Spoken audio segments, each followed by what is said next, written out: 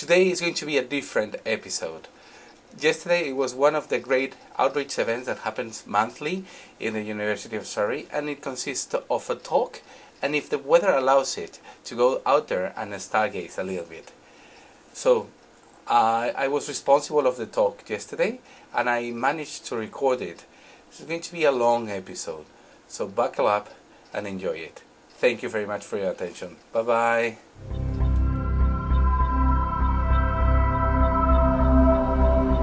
Thank you everyone for being here. I think it's a great opportunity that we have to share with you the amazing work we are doing here in the University of Surrey. And also, I think you've been lucky tonight, because I cannot believe how the sky is so crisp and bright. So we are going to have an incredible evening. So my name is Moncho. Well, this is my nickname, but everyone calls me Moncho. And I'm a research fellow here in the University of Surrey, and my field is the star formation process. So I have decided to call this talk the Star Circle of Light. So I need to know how many of you have seen the Lion King movie by raising your hand. Okay, we are fine. If you haven't seen it, I will guide you through the important parts. Okay. When I was a kid, I have this feeling that stars were these isolated, eternal entities, because from like a human time scale, the stars are live for very, very long times, like millions of years. But if you consider the evolution of the universe, then you find that the stars evolve. They are born in the galaxies, and they evolve emitting lights and creating planets. Come on, don't be shy. And eventually they die. So that's why I decided to call my talk the Star Circle of Light. And to start with, and I'm sorry that we changed the name of the event from stargazing, because that was going to be the intro of this slide. So I think stargazing is one of the most human things, if you think about it. I think everyone has just stay up on a clear night, look toward the sky, and think, wow, what is that? How small we are. We're just a tiny peck of dust in the universe of things. And this is very well reflected on the Lion King movie, and that's why I was asking this. I was asking you before this. And this is one of my favorite scenes. So we have Simba that has run out of Prylands, and he's with his two pals, and they are just stargazing in the jungle. And then they ask, what are those things that are just up there? And Simba answers with what I believe. This is my personal interpretation of the Lion King, so forgive me about that. Simba answers with religion. He says, those are the great kings of the past that look down on us from the sky. And then it's Timon's turn, and Timon is just, a street guy, and he said, no, those are fireflies. Fireflies that are stuck on that bluish thing up there. And that is common sense. And lastly, my favorite character is Pumbaa. They say, no, those are balls of gas burning millions of miles away. And that is science, guys. And I know that with Pumbaa, everything is gas. I know it. But that is actually, if you look for the definition of a star, it's very close to it. If you go to Wikipedia, I know it's not very scientific, but it helps sometimes. So Wikipedia defines a star like a self-gravitating sphere of plasma. So it's very kind of like what Pumbaa was saying. And this is our closest star. This is the sun, taken by the NASA Goddard Space Center in different wavelengths, in different colors. So I'm going to try to split this definition a little bit so that we can digest it properly. So the second part, plasma. What does plasma mean? Plasma means like very hot pressurized gas. So Pumbaa was right. And that is what happens in the interior of the sun, because the temperatures are really, really high, millions degrees, and therefore some quantum effects on the gas appear that are too far of the reach of this talk. And then we have the other part, self-gravitating sphere. So for the same law that if I throw this pointer to the floor, it falls and breaks, and then I cannot continue to talk. I hope okay. Yeah, it's working. So the atoms in this pointer are held by its internal forces. So that's why it's solid. But in a gas, atoms may flow to wherever they feel like. But in a star, it's so dense and it has so many atoms of gas that the atom's own gravitational field keep together all the atoms surrounding them. I don't know if I explain myself clearly. I will repeat it. So in a gas, the atoms are and they are able to flow around. But it's like if you are like in the tube. So if you pack them together, you're not able to move freely again. So this is like what self-gravitating means. Okay, I think I won't. And now comes the tricky part. I'm going to define a star in not a very scientific way, but I just wanted to make it easy for you to understand. So if you tell someone that I said that, I will deny it. So my definition of a star, at least for tonight, is that a star is like a pressure cooker. Yeah, no, it's not very scientific. So you need to imagine, what does a pressure cooker do? So you basically have a fluid boiling inside, a hot fluid boiling inside. And the gravitation acts like the pot itself. It keeps the fluid together. And the fire down is just the nuclear furnace that every star has in its core. So if I just raise the fire below the pot, the pressure inside the cooker builds up. And it's the gravitation work, the pot, the metallic structure of the pot of keeping everything together. Okay, remember this because I will visit this example later on in the talk. To make things more incredibly cool, the stars don't live alone. They tend to, even though we don't see, it's not very easy to see them from here, but they live in galaxies. And that means that galaxies are like cities of stars. They are full of stars, like millions of or billions of stars in a galaxy. And what is really cool, and there is something that we are doing here in the University of Surrey, is the life of stars also affect the structure of the galaxy where they live. So this is actually one of the simulations that we are performing here in Surrey from Karen Grisdale, and it's a Milky Way-like galaxy. And you are seeing here the gas of the galaxy. You don't see the stars in this visualization. But what you can see, this is face on, and this is the disk from this point of view of the disk.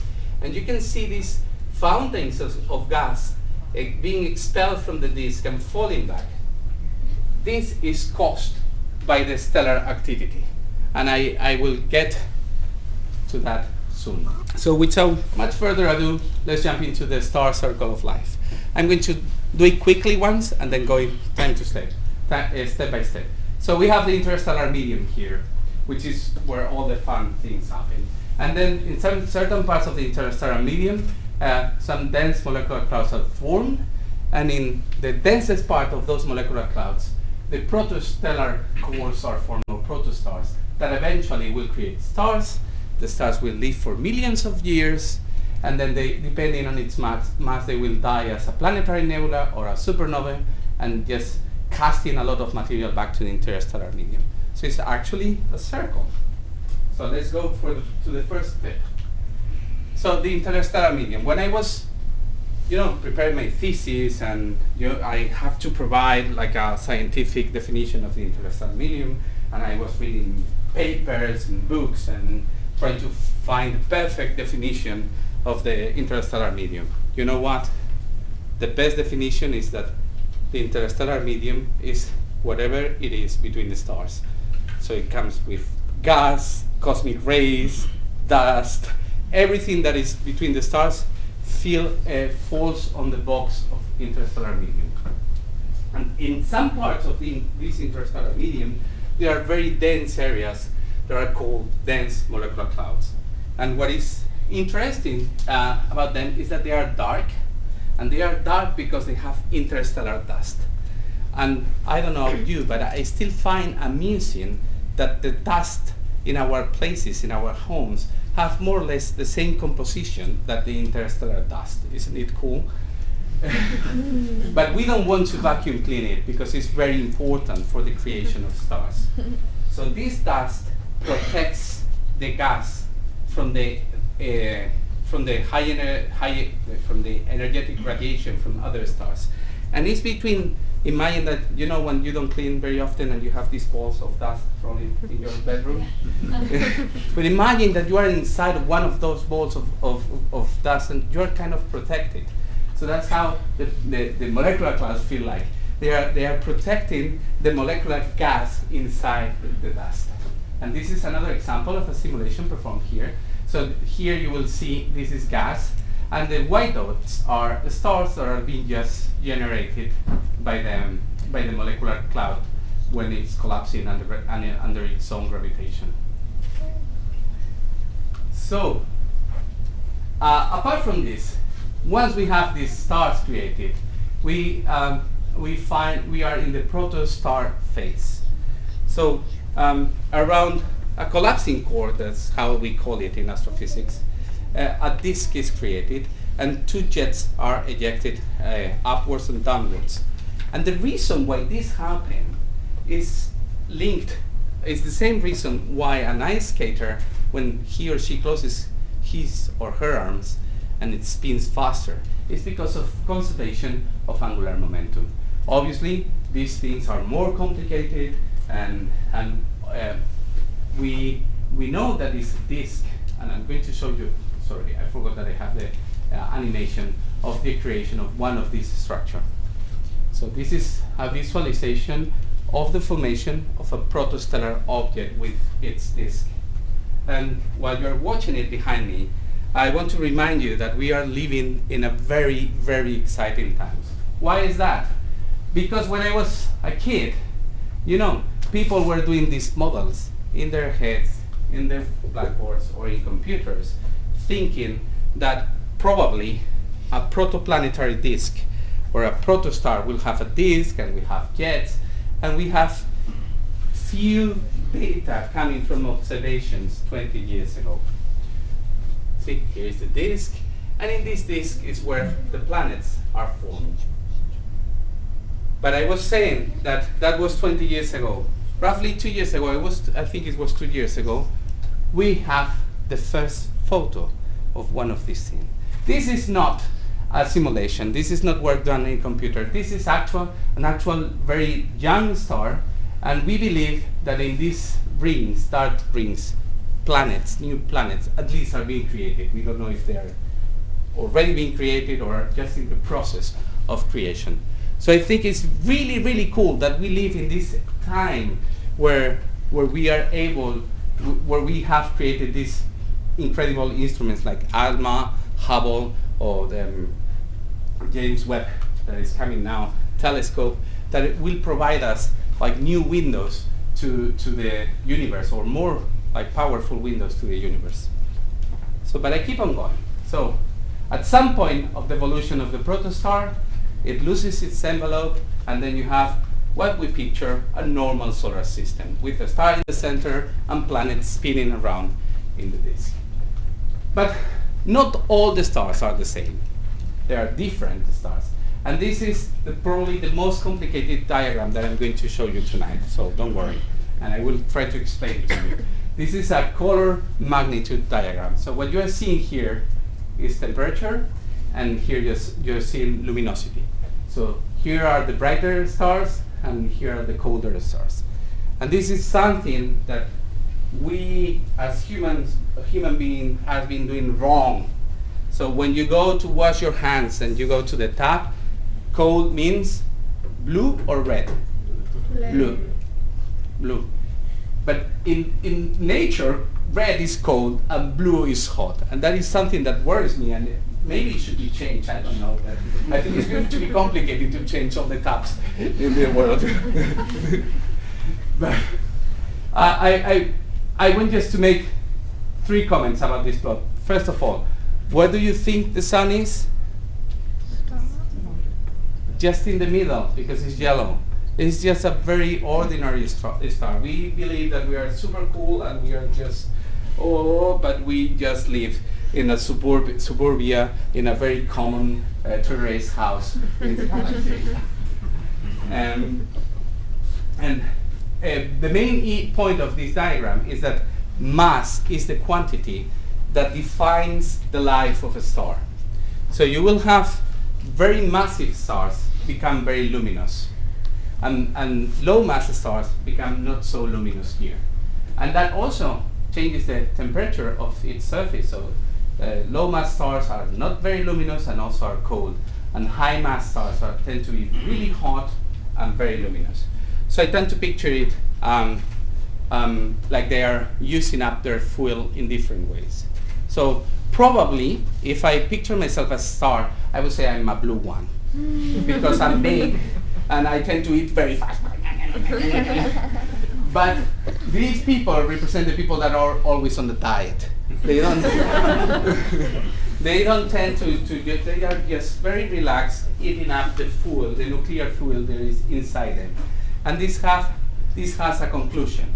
So blue stars tend to live much less time than red stars, and by much, I'm not talking about a factor of 2. I'm talking a factor of 10,000 or something like that. So the blue star can live like 5 million years. The sun will live, or at least will live its total time on the main sequence is 10 billion years, and I have to calculate it for red star, but it's going to be even longer. But once the star is settled and it's on its main sequence, it means that it's going to live at least for a few million years, it's going to be there with their planets. And what is cool about this time, remember guys, I told you before, is that we are starting to see exoplanets.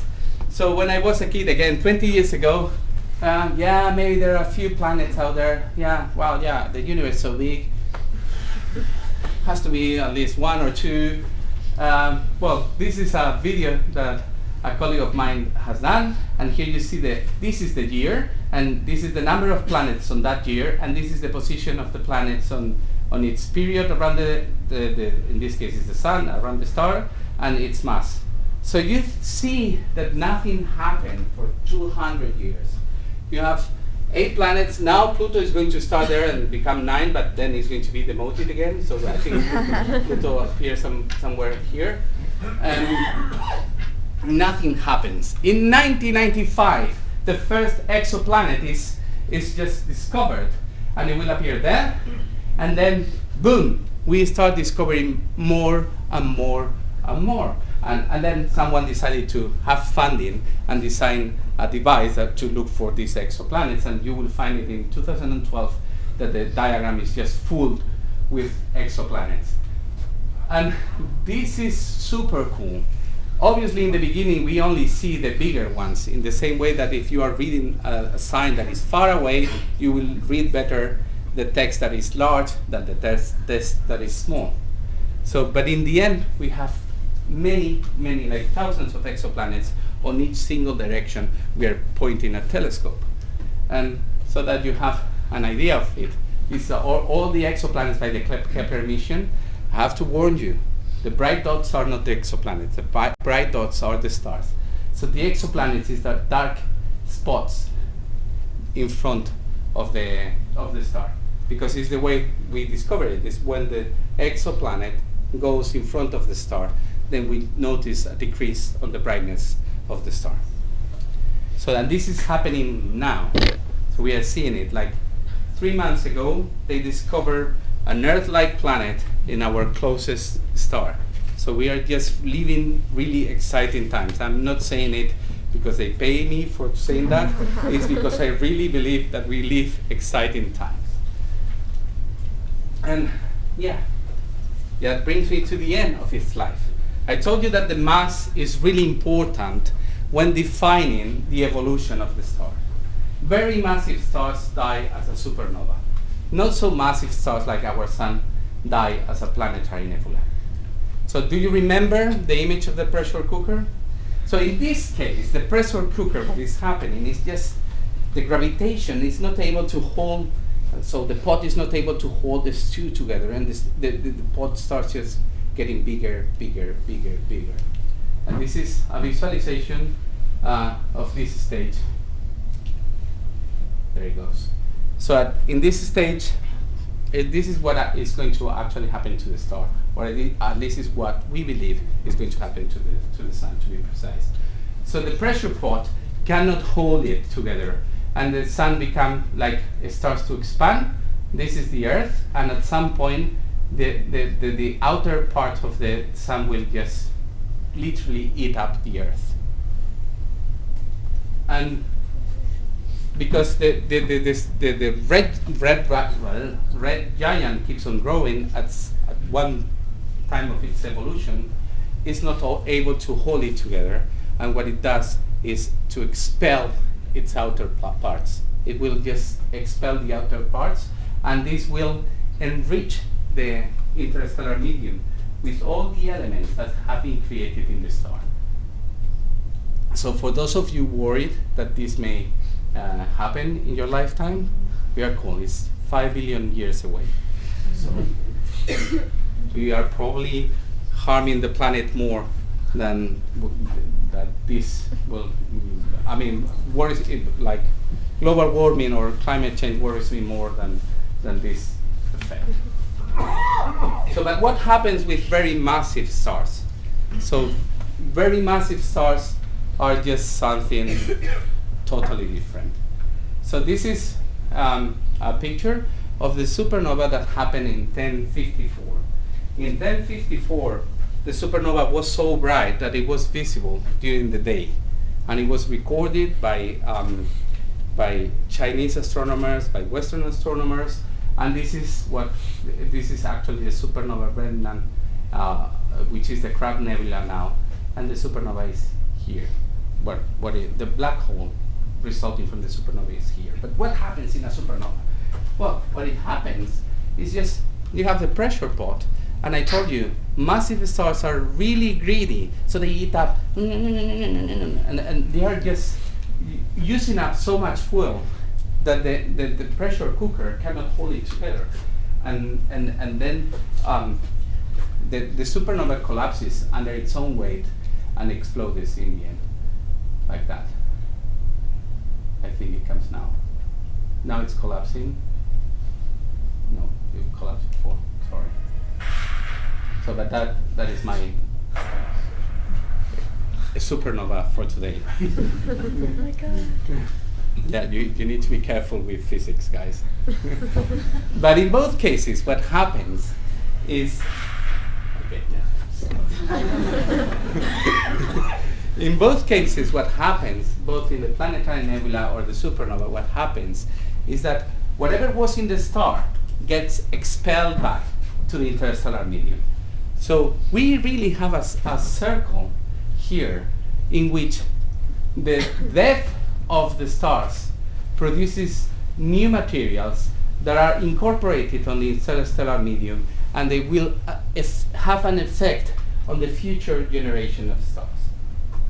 And this is really important because in the beginning, in the Big Bang, only hydrogen, helium, and maybe a little bit of lithium was produced.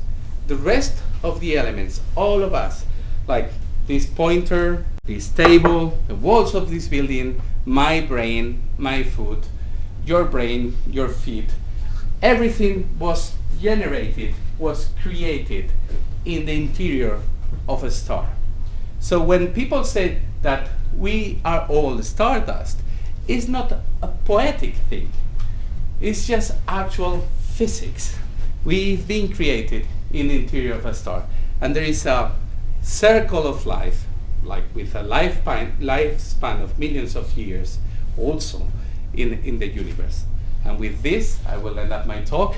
I hope you enjoy it, and I will just